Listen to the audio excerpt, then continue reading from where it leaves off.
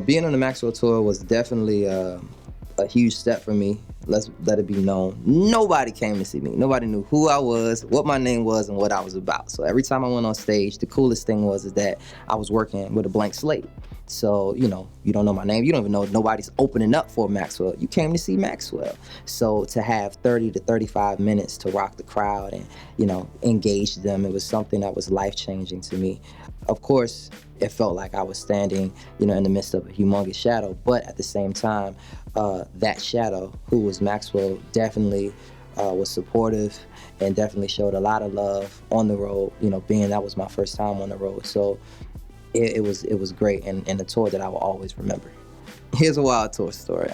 We were in Albuquerque, New Mexico.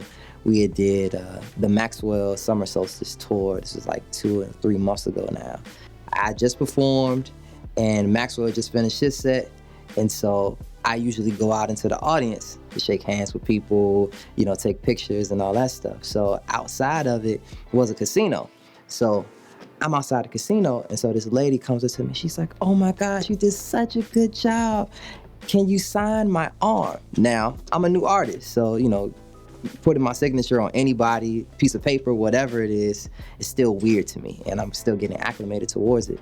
So I sign her arm. She's like, "Oh my gosh, this is freaking dope, oh my gosh." And she was like, "I'm gonna get it tattooed on me." And I was like, okay. And so she was like, "Is that cool with you?" I was like, "Well, I don't necessarily condone it, but I will say this is that you'll be the first to have it." And she just went off. So maybe like a couple days later, I seen it on Instagram. She got a tattoo of my name on her arm. So that's my wildest tour story so far. I thought I was years away from that. Years away. Hip-hop, we gotta stop shaming intelligence and shaming being artistic and shaming people for, being socially conscious and socially aware. For one split second, all I thought about was, what are we gonna eat for lunch? What does Michael Jackson eat?